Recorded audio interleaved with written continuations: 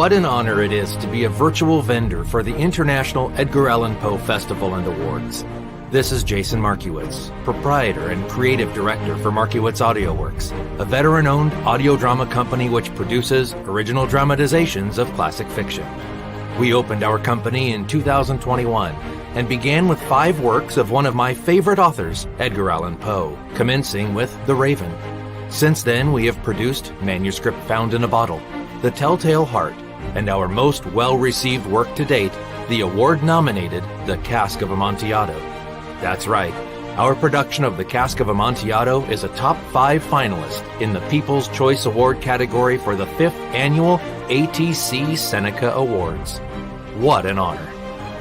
Our 5th and final Poe project will be The Mask of the Red Death, which is in production now.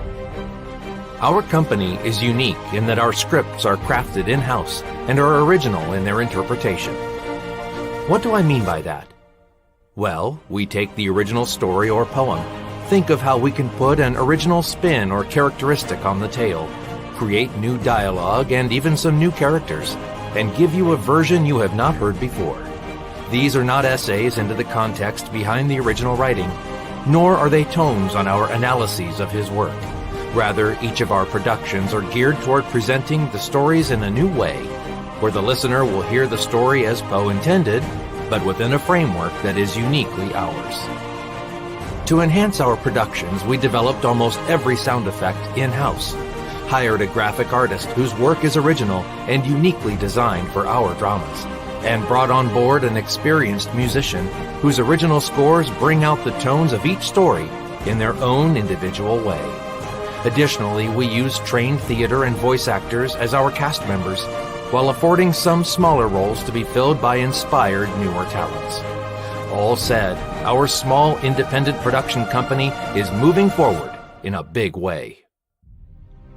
Please stop by our online store at www.markiewitzAudioworks.com/store, where you can view our products for sale and check out our very popular combo packs.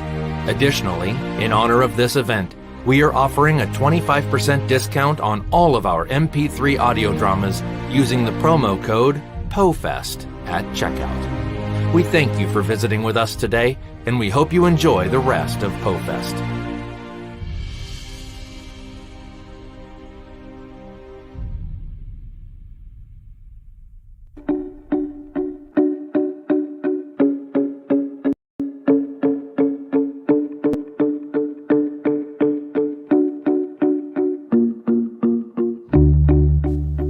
Hi, and welcome to our tutorial. Today we're going to be making a charcoal face mask. These are the ingredients you will need. First up, we have witch hazel, which you can get at most grocery stores. Vegetable glycerin, again, sometimes at grocery stores, but lots of places online. The main ingredient for today is activated charcoal, of course. We'll also be using bentonite clay. And I like to use willow bark extract as it is a natural source of salicylic acid, but it is not necessary, so you don't have to use that if you do not have it or can't find it. And lastly, honey. Make sure you have a bowl, a rubber spatula, I recommend gloves, and an apron, and we'll get started. First, you will need 2 tablespoons of the activated charcoal. Be very careful handling this because since it is such a fine powder, it is very easy to get it everywhere. So caution when using. You will also need 2 tablespoons of our witch hazel. So we'll dump that in. Give it a little bit more liquid before we mix it just to help that charcoal not splatter around. We'll use our glycerin here. For glycerin, you will need 2 teaspoons. So here I am measuring that in, 2 teaspoons of the vegetable glycerin. And the glycerin provides some hydration for the skin, some moisturization, which helps to offset the charcoal, which can be a little drying as it draws impurities out of the skin. Next here, I'm adding our bentonite clay. You will need 1 tablespoon plus 2 teaspoons of bentonite clay. Be careful with bentonite clay that you're not using any metal in your utensils, your bowl, or your measuring spoons because it will draw toxins out of the metal and into your final product. Next, we need some honey. For honey, we're going to use 2 teaspoons of honey. And you want to mix that all thoroughly until you get a nice thick paste. And you want to put that into a glass jar, again, not metal. And we, of course, prefer glass here. We try and be as environmentally friendly as possible at Balm & Gilead Skincare with our packaging. You can put it all over your face if you want. I'm a little bit drier in skin tone, so I'm going to only apply it to my nose and chin, which are my foremost acne problem spots. Leave it on for 15 minutes and then wash it off with lukewarm water. Thank you for watching this tutorial. Be sure to check out all of our awesome Halloween products, some exclusive to Poe Fest. Here is the full recipe and instructions if you want it. My name is Alex Zavistovich. I'm the artistic director of the National Edgar Allan Poe Theater based in Baltimore, Maryland. We are the only theater in the world that is dedicated to adapting the works of Edgar Allan Poe for the stage, for broadcast, and for English literacy. My name is Alex Zavistovich. I'm the artistic director of the National Edgar Allan Poe Theater based in Baltimore, Maryland. We are the only theater in the world that is dedicated to adapting the works of Edgar Allan Poe for the stage, for broadcast, and for English literacy in the schools. I came to embrace the works of Edgar Allan Poe because before starting the Poe Theater, I had a theater in DC called Molotov Theater Group, which dealt with horror and suspense. And one of our best and most successful shows was a play called Nightfall with Edgar Allan Poe. When I moved to Baltimore, it made sense to stay close to my roots in horror and suspense, but embrace the author that I've always been interested in. So that was back about 3.5 years ago. We have a relationship with the National Public Radio affiliate, one of the two in Baltimore, WYPR, and starting right about at the same time as the pandemic, we started doing monthly episodic radio drama adaptations of the works of Edgar Allan Poe. So one story per episode per month. And in that time, we've won 5 awards for excellence, including the last year's Saturday Visitor Award from the International Edgar Allan Poe Festival for our adaptation of Hop Frog, and have worked with universities in both Stirling, Scotland, and East Anglia in England on radio drama techniques and other programming activities. On October 14th, we're taking 3 of those radio dramas that we adapted for streaming on National Public Radio and are readapting them for the stage. Those 3 are Berenice, which Poe wrote while he was in Baltimore, The Predicament, and The Telltale Heart. It's called Edgar Allan Poe's Blood, Sweat, and Fears, and we'll be at the FPX Events Theater Space in Dundalk, Maryland, 7938 Eastern Avenue, I believe, opening on October 14th and closing on November 6th for 4 consecutive weekends, 8 p.m. on Fridays, 2 and 8 on Saturdays, and 2 p.m. on Sundays. It's going to combine magic, some music, family-friendly burlesque, and those 3 stories in a rousing 90-minute live show. In terms of live performance, we're working on the next one, but all of our focus for live production is geared to getting this one off the ground and doing the best that we can with it in terms of, well, I mean, just I'm a business, so ticket sales would be nice. So I would encourage everyone who's interested in seeing the show to visit us at poetheater.org or at the theater venue website, which is fpxevents.com, where they can purchase tickets. But down the road, for our next season of radio dramas, we are adapting the works or the stories of C. Auguste Dupin, who you probably know is the precursor to Sherlock Holmes. Poe was arguably the father of detective fiction. And so we've already written and recorded most of the Murders in the Rue Morgue, and then we'll be doing episodically the Mystery of Marie Roget and following up with the Purloined Letter in multi episode serialized fashion. So that's what we've got going. And who knows, down the road that might be the thing that forms the backbone of our next live productions. The conceit, it's an overused word, but I'll use it anyway. The conceit is that the show that the audience is seeing is the 300th night of a traveling road show, Professor Millard's psychological oddities and other inexplicable phenomena. And as such, it's going to be fairly minimally dressed, because it's the kind of thing that you would see if you were going to a symposium or something of that nature. There are going to be chairs for the patients. There's a thing in theater called a trunk show, where costumes are pulled out of trunks, and then as they are put on the various actors, those actors inhabit the characters. But they'll be wearing each of the actors is going to be playing a multitude of different roles depending on which story we're talking about, and there will be two main characters who are consistent throughout the show. Professor Ambrose Quintilis Millard, who will be doing demonstrations of mentalism and metapsychical energy, and then his sidekick, the nurse Mademoiselle Esme Perrine, who has dreams of being the Nightingale of Dundalk. So she's going to be singing when Professor Millard's not on stage. She's going to be singing American songbook classics as a way to sort of make transitions between the different plays.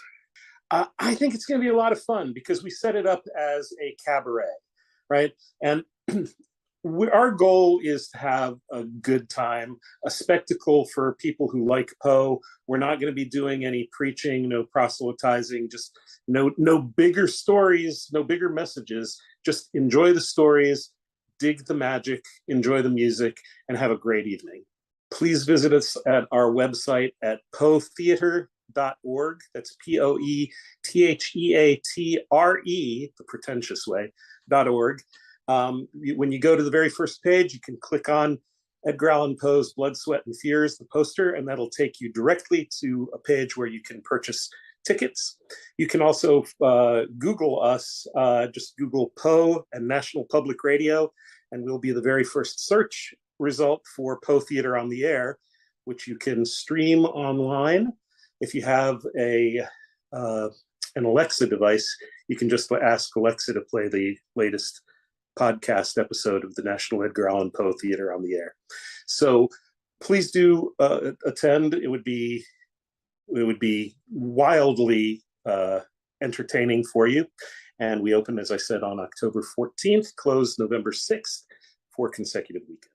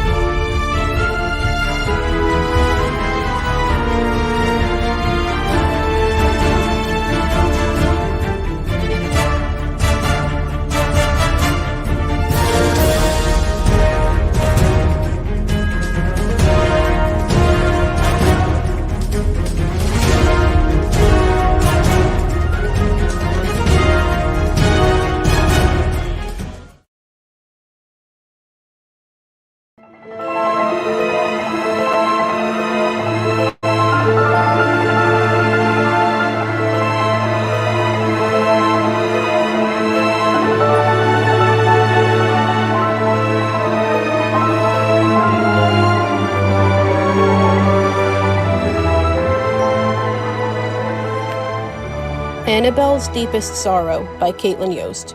Gaze into my crystal ball, and I'll show you Annabelle's deepest sorrows. Your peering eyes scan room 10, where her body lays till morrow. Crimson stains upon her beautiful face mask the bruises from the fatal exchange. Beside her, the final letter lays. I cut myself with a dull edge because everything has become so pointless. Dopamine is my gasoline and my broken heart is on fire. As I burst into flames, I scream only your name, but you can't hear my wailing while you're sinking the ship that you're sailing. I won't check out of this hotel, but I'll check into the fiery pits of hell. Don't cry for me. Sincerely, Annabelle Lee. My name is Caitlin Yost. I'm 27 years old and I live in Pennsylvania. I've always been a writer for as long as I can remember. I majored in journalism in college even. And I've had poetry published while I was in high school in a national anthology. I've also had op-ed pieces published in my local newspaper. And more recently, I've had poetry published in an indie horror magazine. And I pretty much just always loved horror and the macabre and all things spooky. And I've been a fan of Edgar Allan Poe for probably over 15 years now. So my piece is called Annabelle's Deepest Sorrow. It is based on the Edgar Allan Poe poem, Annabelle Lee. And it's kind of a prequel to Annabelle Lee, which kind of describes how she died.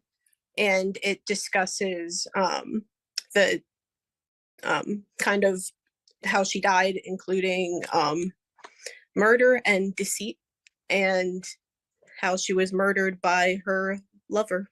It borrows from Poe mostly on the character of Annabelle Lee, how she's, this beautiful young woman who is very prominent in her community. It kind of stems from that.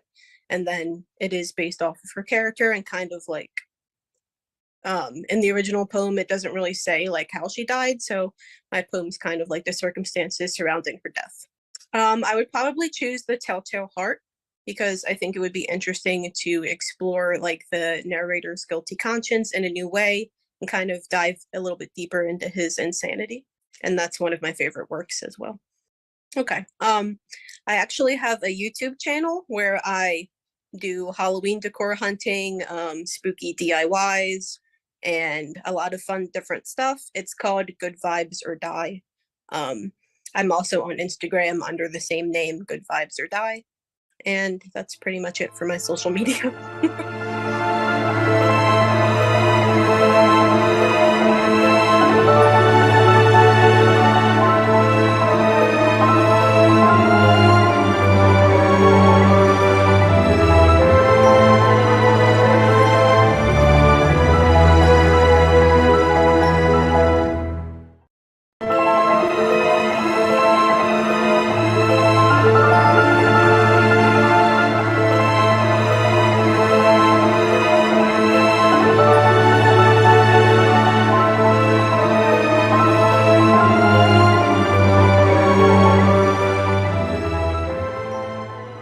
Cloaked in a warm outer garment over my nightclothes, I stole through the house and outside as silent as the overgrown graves that marked our usual meeting place. My newest poem folded and tucked away in a pocket. His intelligence was tremendous and his talent with words far-reaching. I surrendered myself to his tutelage, became his pupil with full abandon, his prophetess, his stirring muse. I remember the hiding spot for the beeswax candle I stowed for our midnight rendezvous, although it was not necessary on this occasion. The stars in their orbits glowed pale through the light of a winter's moon. There was still a hint of lingering smoke in the air from extinguished fireplaces of the houses I passed. I went slow, savoring the warmth of the night and the sweet scent of magnolia. I drew out the moment of our meeting, expectant, like a worshiper approaching an altar with trepidation. After reaching our secret garden, I hurried along the narrow path, navigating the shadowed thicket of palm trees, magnolias, and Spanish moss enriched by centuries of death. The lantern beside him was no competition, as he was the radiant heat I sought. He stood, and I poured into his arms, flushed and giddy. Enveloping me close to his body, he crushed his lips into my hair, breathing me in, my darling, my life. My name is Jennifer Christiansen. I've always been a reader and a writer. So I was the little girl that was carrying around like an E.B. White novel, like Charlotte's Web in one hand, and a journal of poetry that I was writing in the other. And as I got older, I found myself going back and forth with writing, but I found the most success in academic writing and being a student. So for a while, I concentrated on that. And I received different degrees in English, psychology, and education. But in 2015, I did publish a picture book called Saucy's Taste of Paris. And in 2016, I published a young adult fantasy novel called Lila's Song. And that won a FAPA award, which is the Florida Authors and Publishers Association. But however, most of my time was focused on my day jobs. So now I'm a school librarian with a side job editing. A couple years ago, I noticed on Facebook that there was an ad for a site called Vocal, where you could publish different types of pieces and enter different writing contests. So I did find success with something I wrote called She Should Be Kissed, and it won second place and a $500 prize in the Teen Angst Writing Contest. And then I rediscovered Poe. So of course, I've always been a fan. I've even taught pieces written by him to high school and middle school students. But about a year ago, I attended a contemporary dance performance called The Madness of Poe. And it was in a place called the Cinetic Theater in Alexandria, Virginia. And it blended adaptations of The Fall of the House of Usher and poems like The Raven and Lenore. And the performance completely blew me away. And as I had just moved to this area about 5 years ago, I had never been to the Edgar Allan Poe House and Museum. So I planned a trip to Baltimore to do that. And that's where I discovered the festival and the Saturday Visitor Awards. My piece, The Color of Hope, was inspired by my curiosity about all the women in Poe's life, not just his wife, Virginia, who we probably know the most about. So I began thinking, who did he write Lenore about? And who was his Helen and to Helen? Who was Annabel Lee? So completely unrelated, I took a trip to Charleston and I was on a ghost tour with my husband. And the tour guide talked about Poe's time in Charleston while he was in the military and about a local legend involving a young Charleston girl. So I never even knew that Poe had anything at all to do with South Carolina. And my husband turned to me and said, "Why does everything with you lately involve Poe?" And I just took that idea and I created my fictional story. So it's a tragic love story that goes beyond the great. So I'm already working on something that is Poe related. I'm actually going to use The Color of Hope in it. And I decided to continue my research into the women in Edgar Allan Poe's life and create a collection of short stories. And right now, the working title is called Read Hear Thy Name. And in addition to The Color of Hope, I've already written the prologue and another story involving Poe's passion as a young man. And it has to do with the To Helen poem. And of course, I'll be looking for a publisher soon. So if there's one watching, call me. I have some pieces on Vocal. That's the main place where you can find my work. The 2 books that I had previously published are no longer in print. But I'm also on Facebook, Instagram, and Twitter. My Facebook is Fickle Red. So FICKLERED 13, I believe.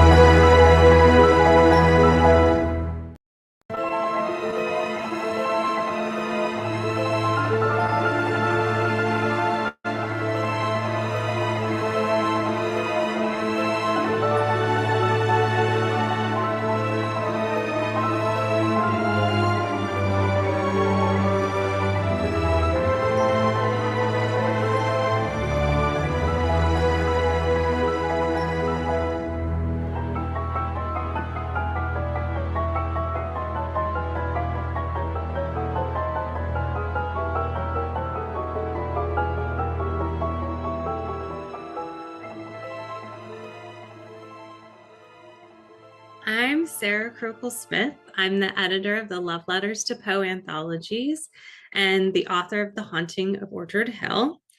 I started Love Letters to Poe in 2020. Can't believe it's already been a little over 2 years since I started. It originally began as an online magazine, which I since compiled that first year into volume 1, a toast to Edgar Allan Poe here, and you can see it behind me too. I'll get a little bit better look at it. And this is my 3rd year participating in Poe Fest, which is really exciting, and I'm so honored to be nominated. Like a lot of people who are into horror, they have a special place in their heart for Edgar Allan Poe. And you get to a point where you've read quite a bit of his works and you're pretty familiar with it and you want more, but he's dead. So what I do is try to keep his spirit alive, which I think is very aligned with what Poe Baltimore is doing.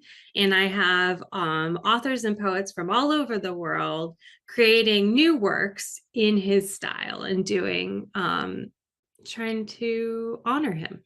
Well, I said originally it was a magazine, and I decided to compile it into an anthology, and I will continue with anthologies. It was really my first stab at being an editor. I've done writing and editing for decades now, a couple of decades, not too many, but I put out a call and I got almost 400 submissions, and I was like, oh my goodness, people really love Poe and Gothic horror. And I just started editing and working on it, and it's worked out really well, and I really love the experience. I mean, I have to talk about volume 2 that recently came out as far as anthologies go. That's Houses of Usher, 30 stories and poems inspired by the fall of the House of Usher. And in November and December for Love Letters to Poe, I will be taking submissions for volume 3, which is themed around Telltale Heart. It's going to be Tales Torn from the Heart. But as far as my writings go, I mostly deal in Gothic ghost stories with strong nature elements. I do think that I want to do one set at a haunted Poe museum one day. So I'd probably touch on a lot of Poe stories with that. All right. Well, please visit loveletterstopoe.com and you should find everything you need there.